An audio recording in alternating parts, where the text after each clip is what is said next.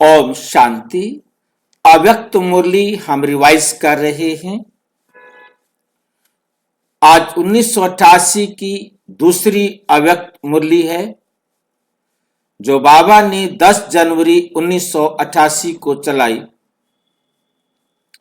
आज की मुरली का विषय है मनन करने की विधि तथा मनन शक्ति को बढ़ाने की युक्तियां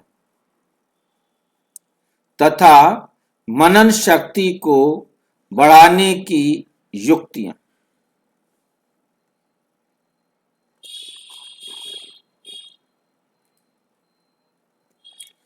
आज रत्नाकर बाप अपने अमूल्य रत्नों से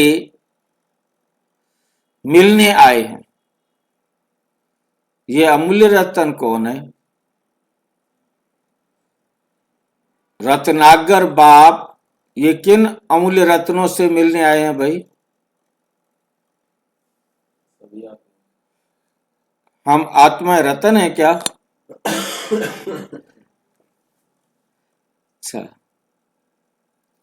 सभी रत्न है, अमूल्य रत्न है, सभी अमूल्य रत्न है। ठीक, हमारे पास एक दो रत्न दिखाई दे रहे थे स्क्रीन पर, तो मैं समझा बाकी भी रत्न थोड़ा होंगे। चलो, वे उनके शरीर के नाम हैं।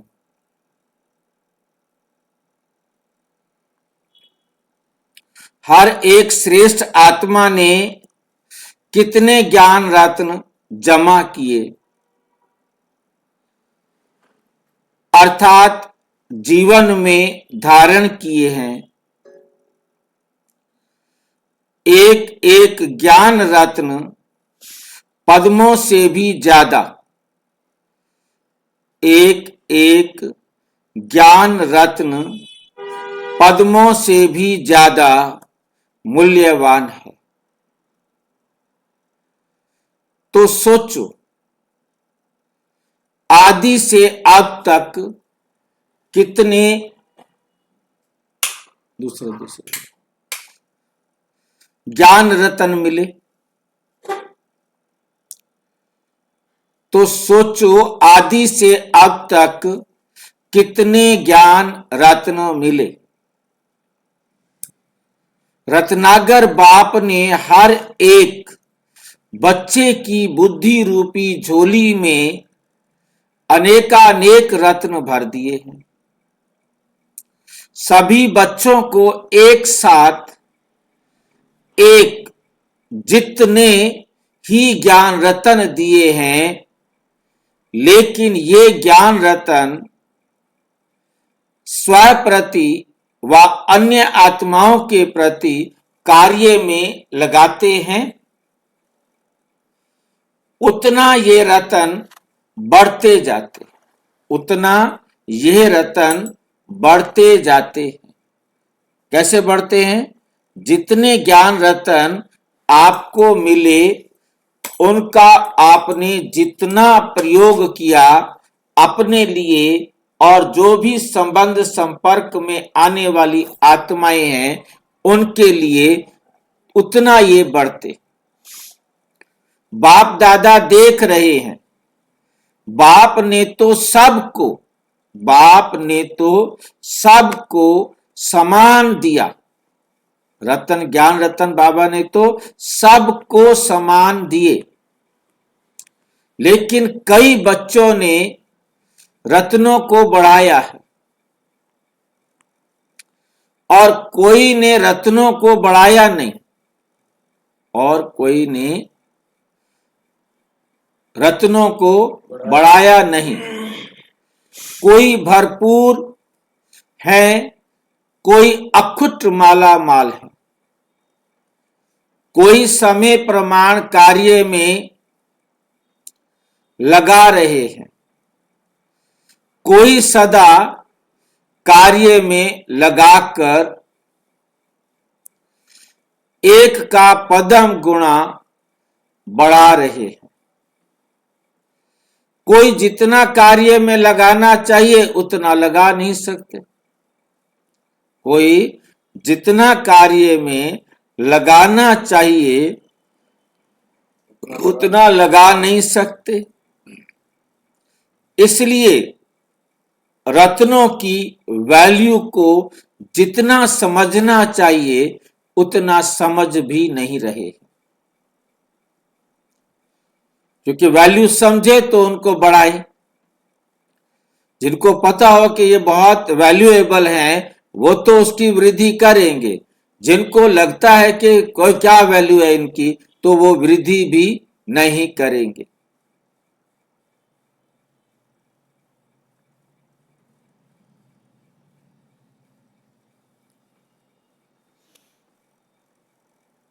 वे बुद्धि में धारण तो किया, लेकिन कार्य में लाने से जो सुख, खुशी, शक्ति, शांति और निर्विघ्न स्थिति की प्राप्ति की अनुभूति होनी चाहिए, वे नहीं कर सकते। क्योंकि रतन को सुना, बस सुना और छोड़ दिया। अब उसको हम अपने जीवन में प्रयोग करेंगे, तभी तो शांति मिलेगी, तभी तो शक्ति मिलेगी, तभी तो वृद्धि होगी, तभी निर्विघ्न स्थिति भी बनेगी। हमने प्रयोग नहीं किया तो विघ्न तो वैसे ही आया, हमने उसको विघ्न को तो रोका ही नहीं, विघ्न निर्विघ्न बने नहीं या विघ्न विनाशक बने नहीं। शक्ति थी, फिर भी शक्ति का प्रयोग करेंगे तभी तो निर्विघ्न बनेंगे ना।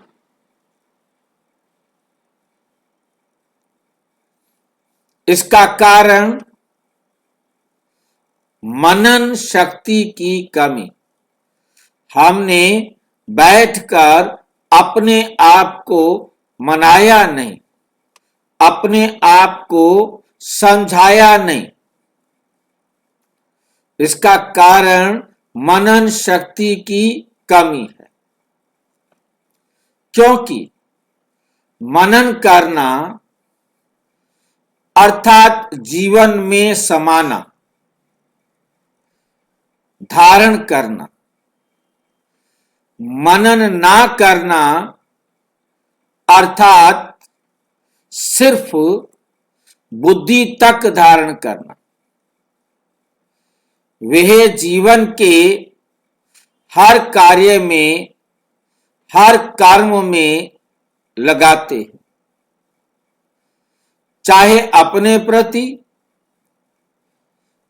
चाहे अन्य आत्माओं के प्रति, और दूसरे सिर्फ बुद्धि में याद रखते अर्थात धारण करते हैं।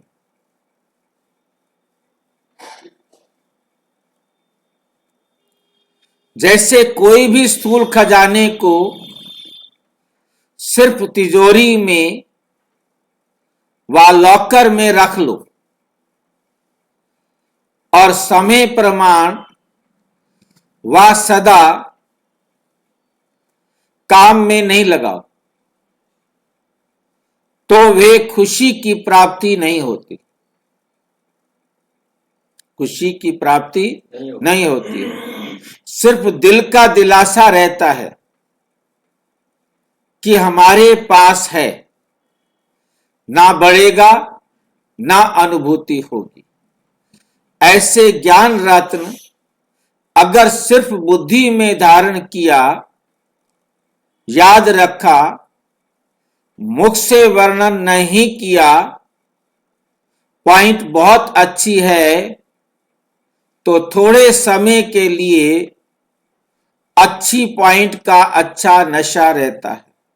अच्छी पॉइंट का अच्छा नशा रहता है।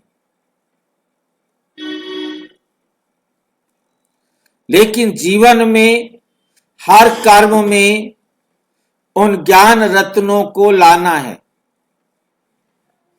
क्योंकि ज्ञान रत्न भी हैं, ज्ञान रोशनी भी है, ज्ञान शक्ति भी है। इसलिए अगर इसी विधि से कर्म में नहीं लाया तो बढ़ता नहीं, क्योंकि ज्ञान है। ज्ञान तभी शक्ति है जब हम उसको प्रयोग करेंगे। ज्ञान है, किताबों में रखा है, लाइब्रेरी में रखा है, पढ़ के हमने रख दिया है। कोई पूछे, हाँ ये उस किताब में लिखा हुआ है, पता है, और तो उसको हम अपने जीवन में प्रयोग करेंगे तब तो होगा ना। उसके अनुसार हम अपने आप को पहले समझाएं कि मैं ये काम ऐसे ऐसे करूंगा।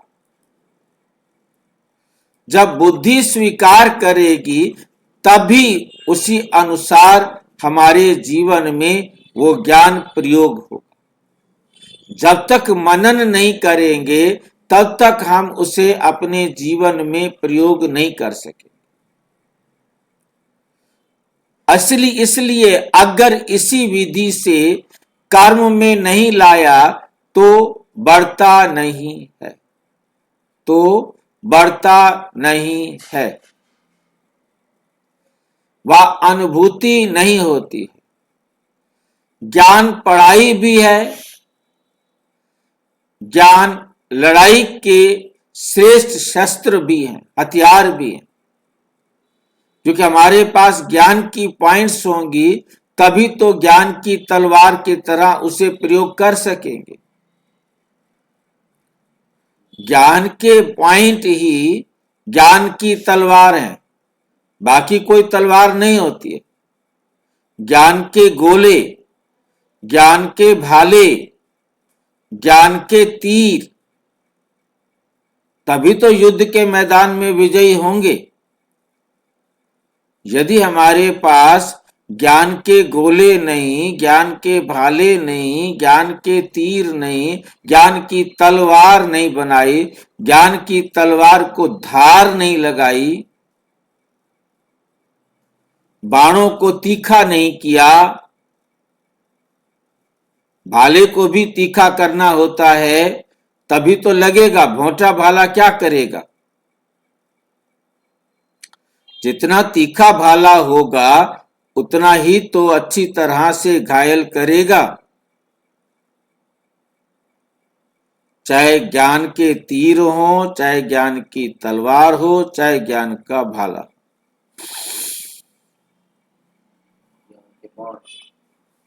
बाण, तीर,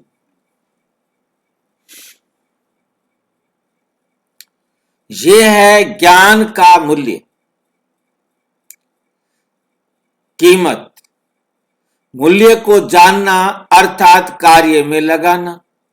जब हमें पता हो कि हम इन ज्ञान के रत्नों से, ज्ञान के बाण, भाले और तलवार से कितनी आत्माओं के जीवन से अवगुण निकाल सकते, बुराइयों को काट सकते।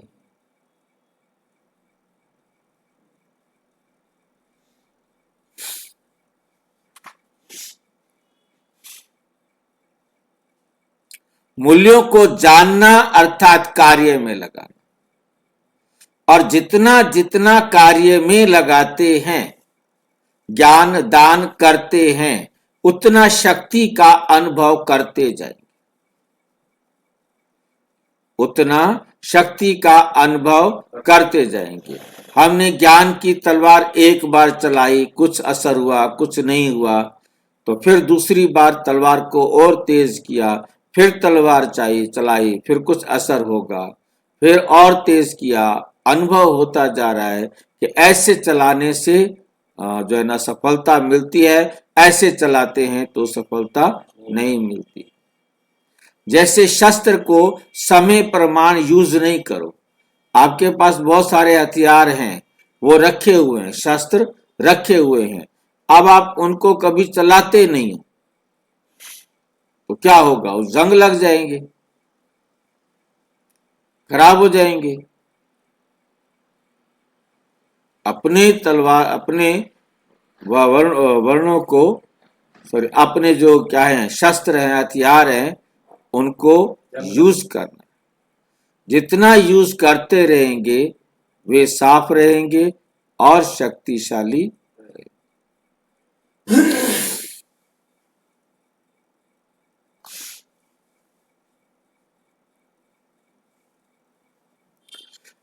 यूज ना करने से शस्त्र बेकार हो जाता है, अर्थात उसकी जो वैल्यू है वे उतनी नहीं रहती है।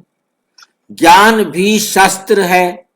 अगर माया जीत बनने के समय शस्त्र को कार्य में नहीं लगाया तो वैल्यू है, तो जो उसकी वैल्यू है उसको काम कर दिया, अर्थात लाभ नहीं लिया। लाभ लेना अर्थात वैल्यू रखना। ज्ञान रत्न सबके पास है, क्योंकि अधिकारी हो, लेकिन भरपूर रहने में नंबरवार है। ज्ञान रत्नों को अपने में भरने में सभी आत्माएं नंबरवार हो। मूल कारण सुनाया, मनन शक्ति की कमी। मूल कारण क्या है कि मनन शक्ति की कमी है। मनन शक्ति बाप के खजाने को अपना खजाना अनुभव कराने का आधार है। जैसे स्थूल भोजन हजम होने से खून बन जाता है। स्थूल भोजन हजम होने से खून बन जाता है। ऐसा होता है क्या? भोजन हमारा खून कैसे बनता है?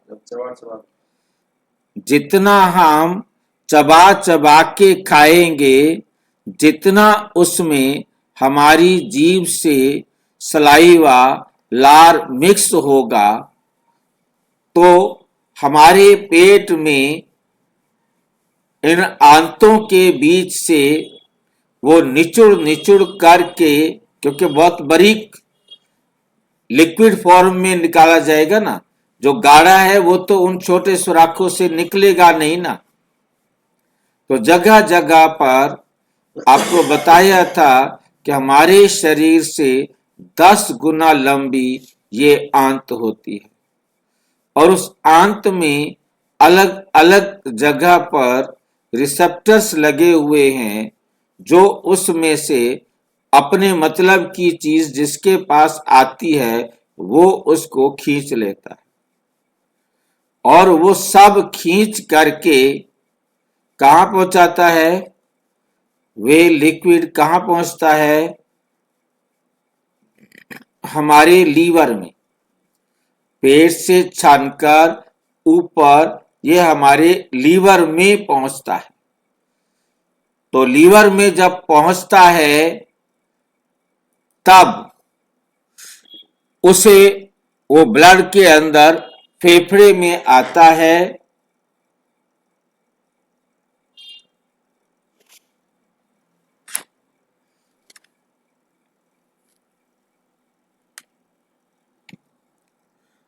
और फेफड़े में उसमें ऑक्सीजन मिलकर हार्ट के द्वारा पूरे शरीर में जाता है।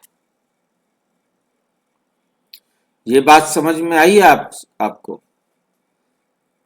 कि हमारे शरीर के जगह जगह पर फिल्टर्स लगे हुए हैं।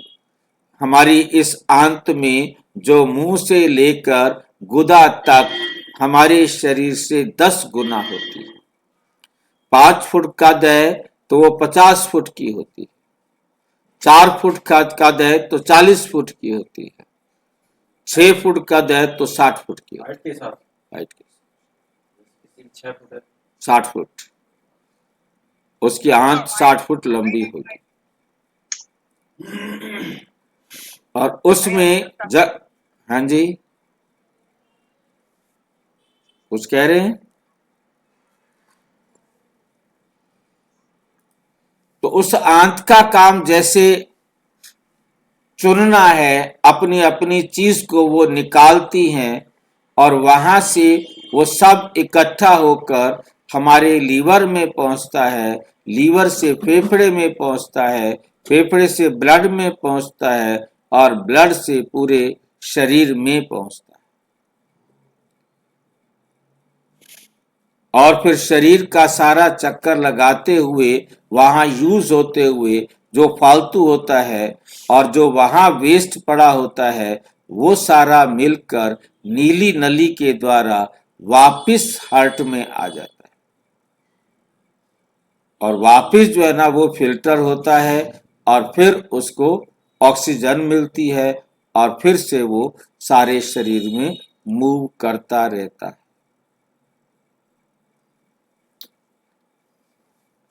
हार्ट में आने से पहले जब वापिस आता है तो किडनी से होके आता है, किडनी में जाएगा, किडनी उसको छानेगी, जो उसमें व्यर्थ है वो किडनी ले लेगी और जो बेस्ट है जो बॉडी के लिए जरूरत है वो आगे भेज देगी। वो फिर उसी प्रकार से लीवर में आएगा, लीवर से फिल्टर फेफड़ों में जाएगा और फेफड़ों से हमारे सारे शरीर में चलता रहेगा। तो खून बनेगा, वो ज्ञान जिसका हम जितना चबाएंगे, जितना ज्ञान का मंथन करेंगे, उतना वो हमारे शरीर का रक्त बनता है, तो वो हमारे जीवन की शक्ति बनता है। वो खून बनता है शरीर की शक्ति और ये बनता है जीवन की शक्ति।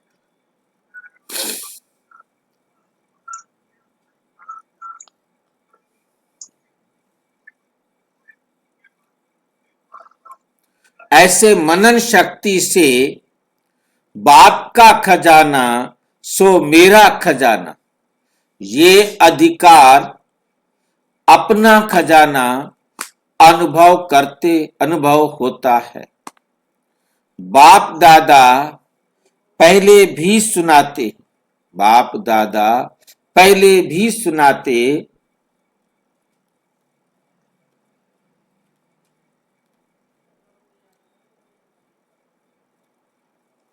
सुनाते रहे हैं। अपनी घोट तो नशा चढ़े, अपनी घोट तो नशा चढ़े क्या होता है भाई?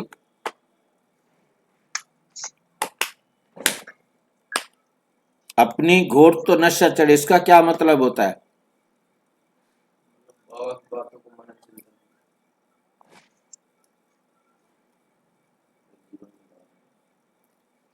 अपनी घोट कौन बताएगा?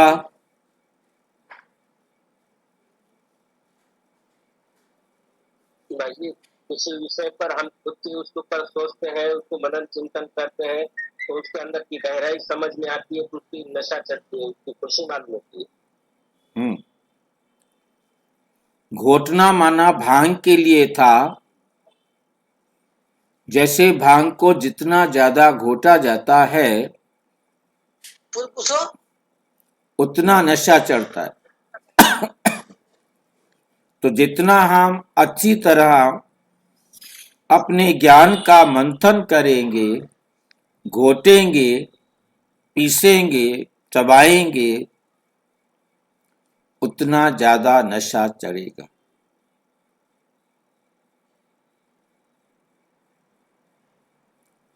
बाप के खजाने को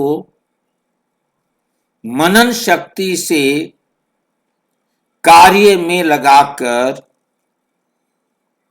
प्राप्तियों की अनुभूति करो तो नशा चढ़े। सुनने के समय नशा रहता है, लेकिन सदा क्यों नहीं रहता? इसका कारण है कि सदा मनन शक्ति से अपना नहीं बनाया है। मनन शक्ति अर्थात सागर के तले में जाकर अंतर्मुखी बन हर ज्ञान रत्न की गुह्यता में जाना। सिर्फ रिपीट नहीं करना, लेकिन हर एक पॉइंट का राज क्या है हर पॉइंट को किस समय किस विधि से कार्य में लगाना है और हर पॉइंट को अन्य आत्माओं के प्रति सेवा में किस विधि से कार्य में लगाना है। ये चारों ही बातें हर एक पॉइंट को सुनकर मनन करो, साथ साथ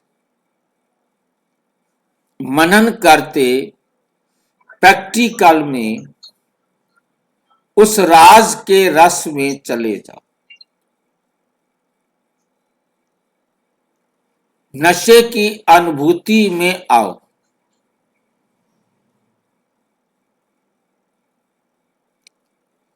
माया के भिन्न भिन्न विघ्नों के समय व प्रकृति के भिन्न भिन्न परिस्थितियों के समय काम में लगाकर देखो कि जो मैंने मनन किया कि इस परिस्थिति के प्रमाण, विघ्न के प्रमाण, ये ज्ञान रत्न माया जीत बना सकते व बनाने वाला है, वे प्रैक्टिकल हुआ।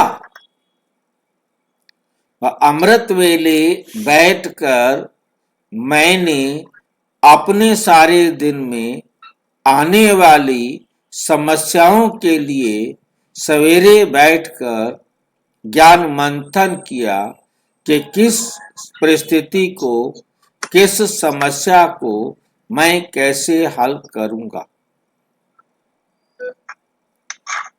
फिर उसे देखो कि सारा दिन जब वो समस्या बार बार आई सामने तो उसे मैंने किस प्रकार से हल किया।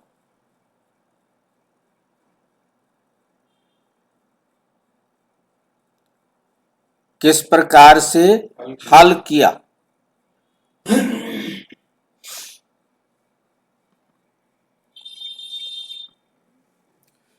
वो उतना हल हुआ या नहीं हुआ, कहां कमी रह गई, इसे बाद में चेक करो। पूरी तरह माया जीत बने, प्रैक्टिकल में वो हुआ। वह सोचा था माया जीत बनेंगे, लेकिन मेहनत करनी पड़ी, वह समय व्यर्थ गया। इससे सिद्ध है कि विधि यथार्थ नहीं थी। किसकी विधि? मनन करने की विधि, मनन करने का तरीका ठीक नहीं था।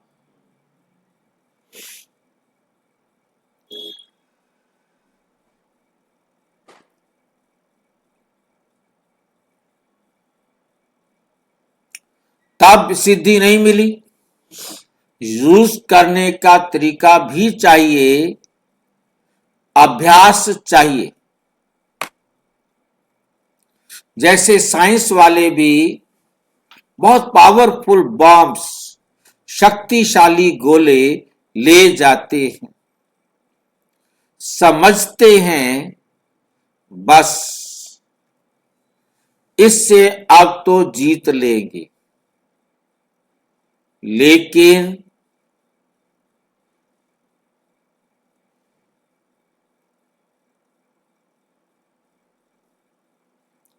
यूज करने वाले को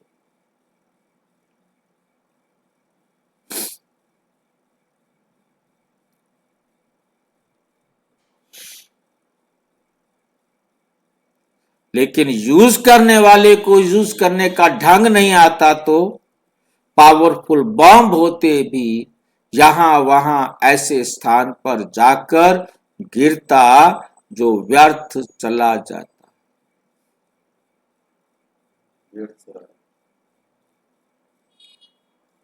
कारण क्या हुआ?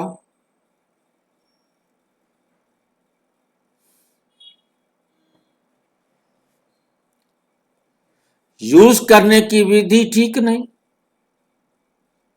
ऐसे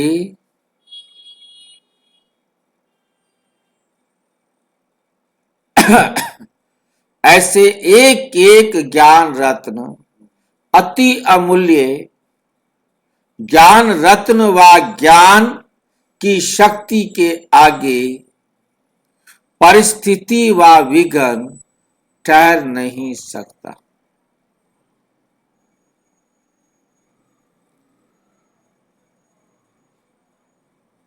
लेकिन अगर विजय होनी नहीं होती तो समझो मुझे यूज करने की विधि नहीं मालूम।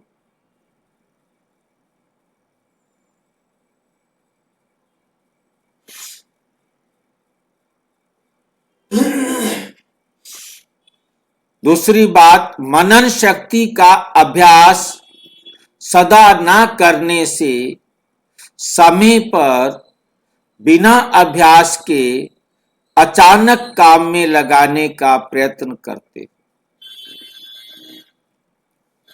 इसलिए धोखा खा लेते।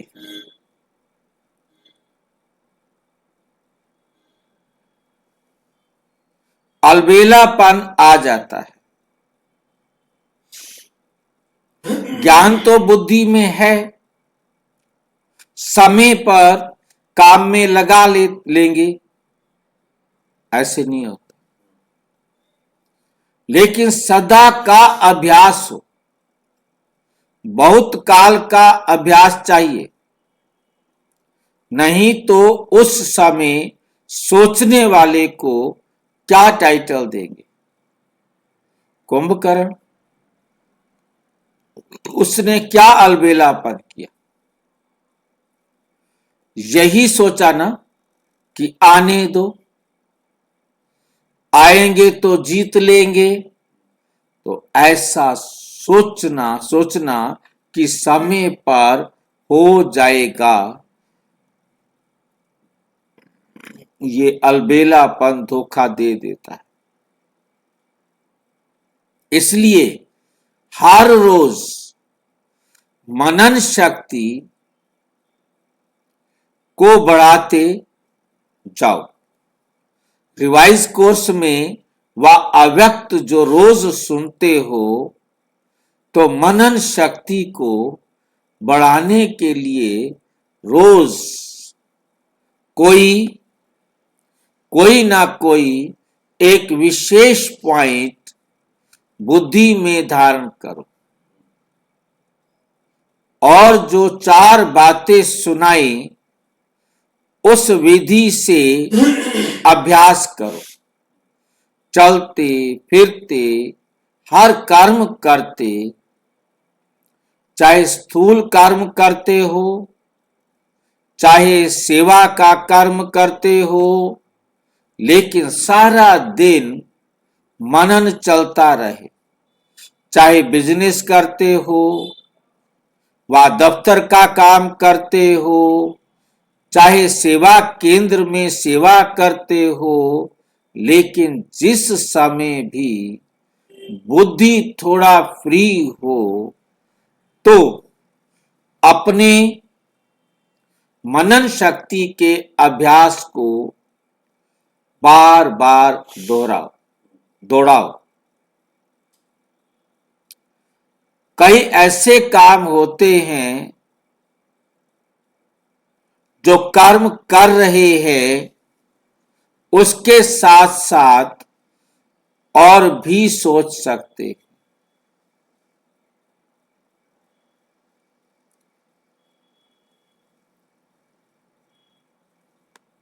बहुत थोड़ा समय होता है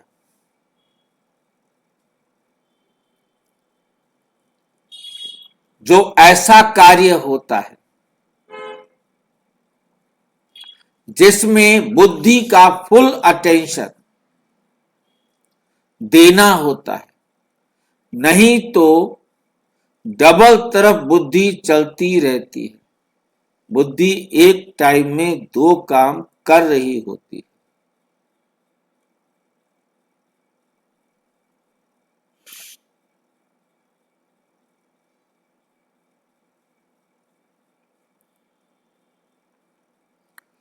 ऐसा समय अगर अपनी दिनचर्या में नोट करो तो बीच बीच में बहुत समय मिलता है। मनन शक्ति के लिए विशेष समय मिले तब अभ्यास करेंगे, ऐसी कोई बात नहीं है। चलते फिरते भी कर सकते। अगर एकांत का समय मिलता है तो बहुत अच्छा है, और महीनता में जाए, हर पॉइंट के स्पष्टीकरण में जाओ, विस्तार में लाओ तो बहुत मजा आएगा। लेकिन पहले पॉइंट के नशे की स्थिति में स्थित होके करना, फिर बोर नहीं होंगे। नहीं तो सिर्फ रिपीट कर लेते हैं, फिर कहते हैं ये तो हो गया, अब क्या करें। जैसे कोई सुदर्शन चक्र चलाने में हंसाते हैं ना, किसी ने हंसाया सुदर्शन चक्र चलाते हुए? आपको कभी सुदर्शन चक्र चलाते हुए हंसी आई? नहीं तो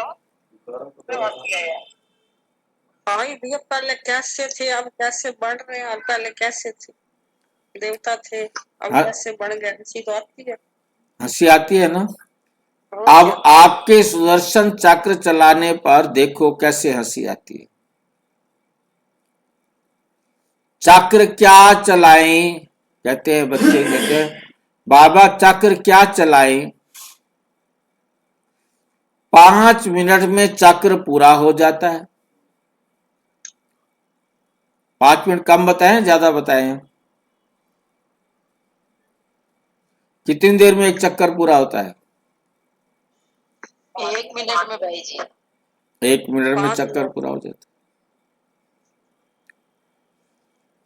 स्थिति का अनुभव करने नहीं आता है तो सिर्फ रिपीट कर लेते हैं। सतयुग, त्रेता, द्वापर, कलयुग, हो गया चक्कर। हाँ जी, सतयुग, त्रेता, द्वापर, कलयुग, इतने जन्म सतयुग में, इतने कलयुग में, इतने त्रेता में, इतने द्वापर में, इतनी आयु, इतने समय, बस पूरा हो गया चक्कर।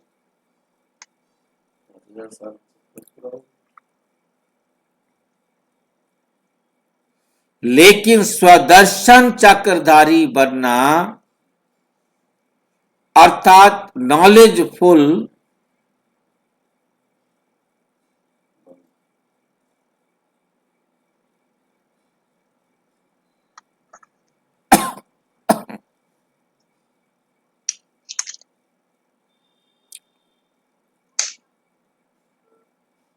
नॉलेजफुल पावरफुल स्थिति का अनुभव कराना। चक्रधारी बनना अर्थात नॉलेजफुल पावरफुल स्थिति का अनुभव करना।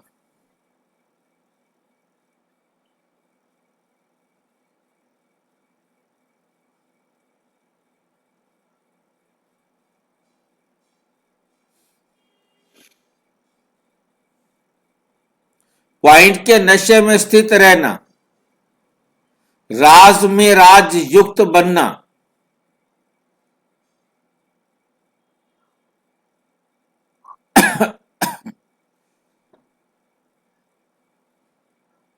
राज में राज युक्त बनना, जब राज की बारी आए तो राज युक्त बनना।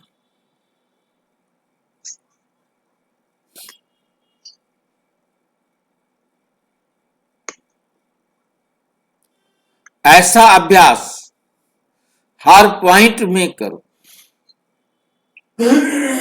ये तो एक स्वदर्शन चक्र की बात सुनाई, ऐसे हर ज्ञान की पॉइंट को मनन करो और बीच बीच में अभ्यास करो।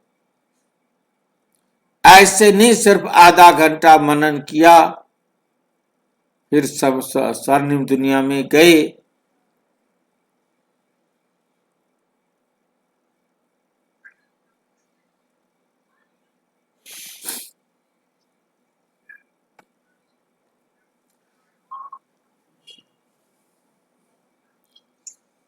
समय मिले और बुद्धि मनन के अभ्यास में चली जाए। मनन शक्ति से बुद्धि बिजी रहेगी तो स्वतः ही सहज माया जीत बन सकेगी।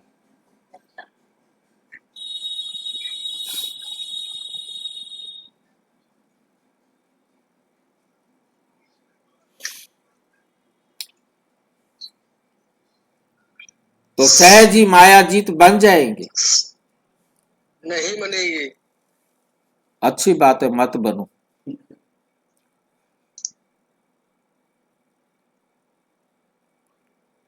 बिजी देख माया आपे ही किनारा कर ले। यदि आप अपने आप में माया जीत बनने के लिए बिजी होंगे तो माया आएगी और चली जाएगी।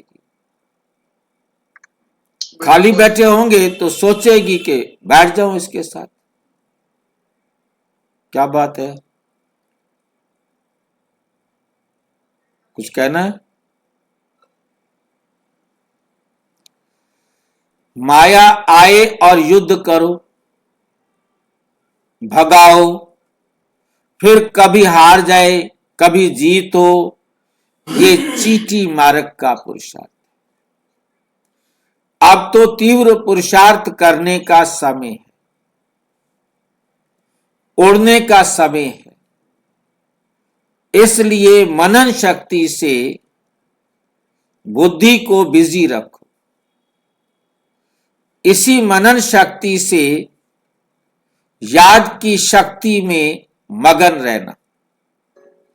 ये अनुभव सहज हो जाएगा। मनन मायाजीत और व्यर्थ संकल्पों से भी मुक्त कर देता है। जहां व्यर्थ नहीं, विघन नहीं, तो समर्थ स्थिति व लगन में मगन रहने की स्थिति स्वतः ही हो जाती। मगन रहने की स्थिति स्वतः ही हो जाती। कई सोचते हैं बीज रूप स्थिति या शक्तिशाली याद की स्थिति कम रहती है या बहुत अटेंशन देने के बाद अनुभव होता है। इसका कारण अगले बार भी सुनाया कि लीकेज है। बुद्धि की शक्ति व्यर्थ के तरफ बट जाती है।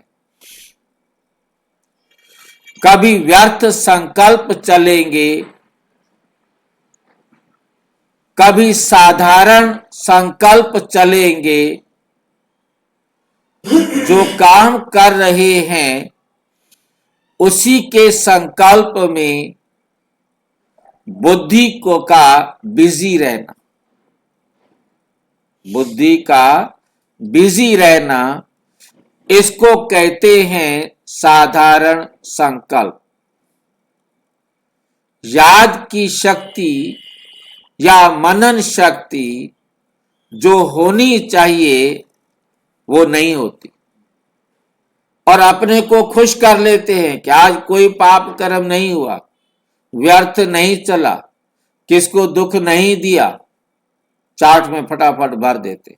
दुख दिया नहीं दिया, व्यर्थ समय गया नहीं गया।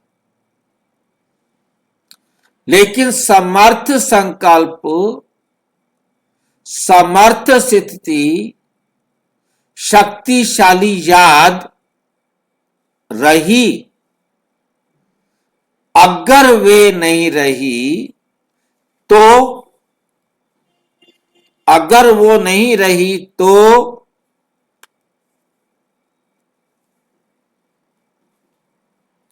किसको इसको कहेंगे साधारण संकल्प। कर्म किया लेकिन कर्म और योग साथ साथ नहीं रहा।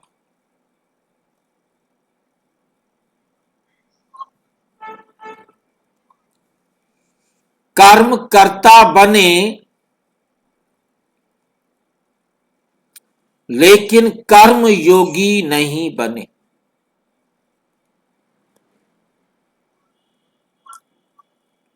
इसलिए कर्म करते भी या मनन शक्ति या मगन स्थिति की शक्ति, दोनों में से एक अनुभूति सदा रहनी चाहिए। ये दोनों स्थितियां शक्तिशाली सेवा कराने के आधार हैं।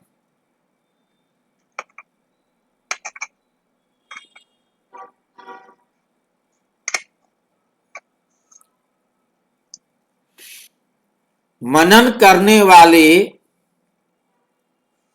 अभ्यास होने के कारण जिस समय जो स्थिति बनाने चाहें वे बना सकेंगे। लिंक रहने से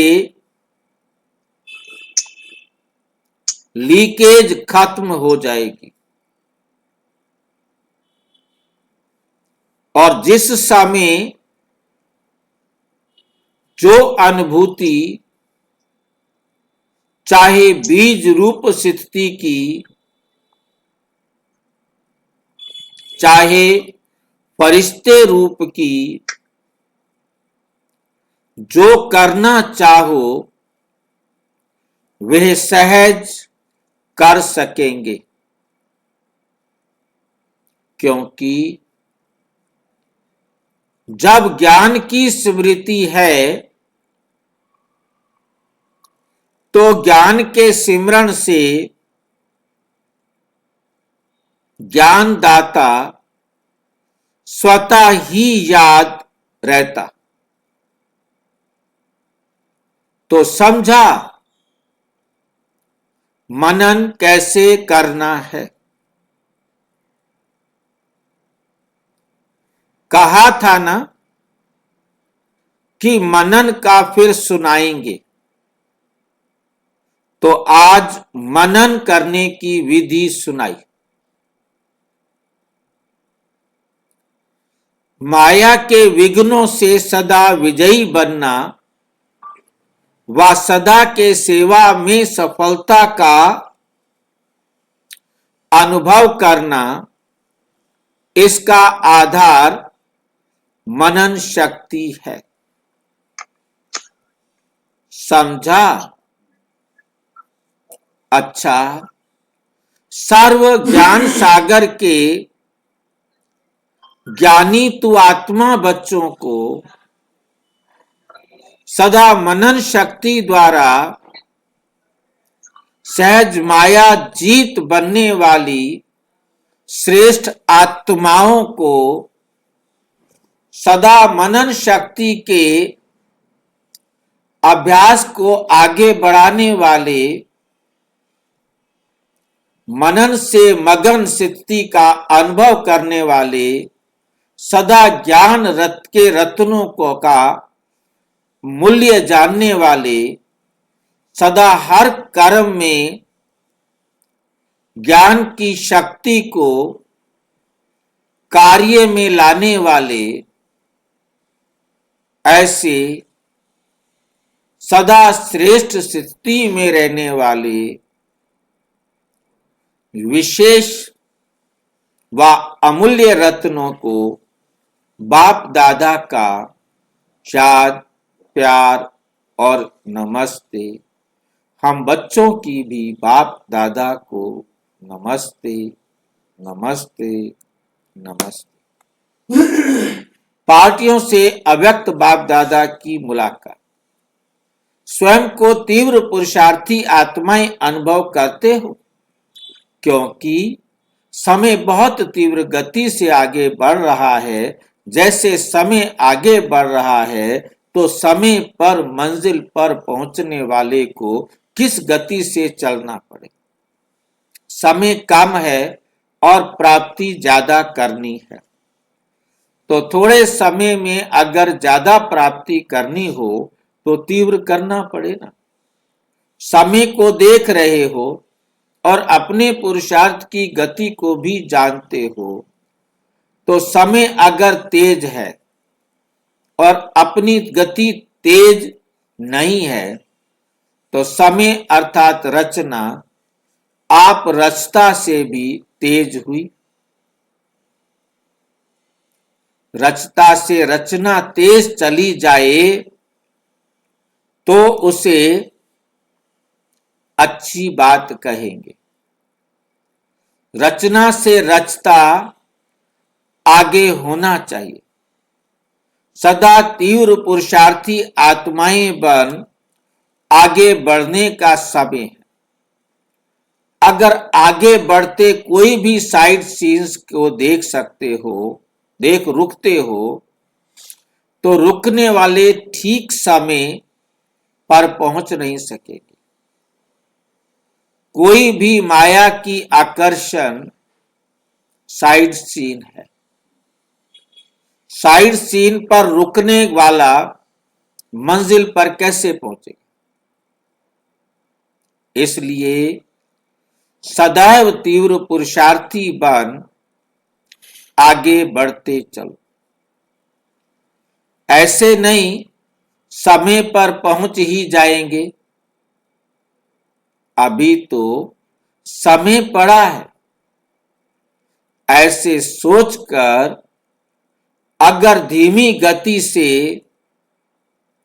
चलेंगे तो समय पर धोखा मिल जाएगा। बहुत काल का तीव्र पुरुषार्थ का संस्कार अंत में भी तीव्र पुरुषार्थ का अनुभव कराएगा। तो सदा तीव्र पुरुषार्थी, कभी तीव्र कभी कमजोर नहीं। ऐसे नहीं थोड़ी सी बात हुई कमजोर बन जाओ। इसको तीव्र पुरुषार्थी नहीं कहे। तीव्र पुरुषार्थी कभी रुकते नहीं, उड़ते हैं।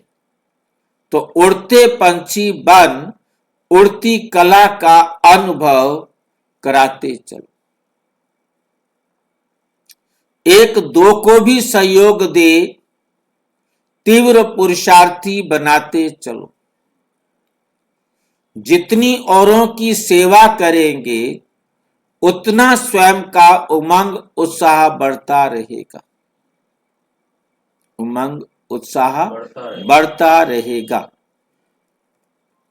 विदाई के समय दादी जानकी जी विदेश में जाने की छुट्टी बाप दादा से ले रही हैं। देश विदेश में सेवा का उमंग उत्साह अच्छा है। जहां उमंग उत्साह है वहां सफलता भी होती है। सदा ये अटेंशन रखना है कि पहले अपना उमंग उत्साह हो, संगठन की शक्ति हो, स्नेह की शक्ति, सहयोग की शक्ति हो तो सफलता उसी अनुसार होती है। ये है धरनी, ये है धरनी। जैसे धरनी ठीक होती है तो फल भी ऐसा ही निकलता।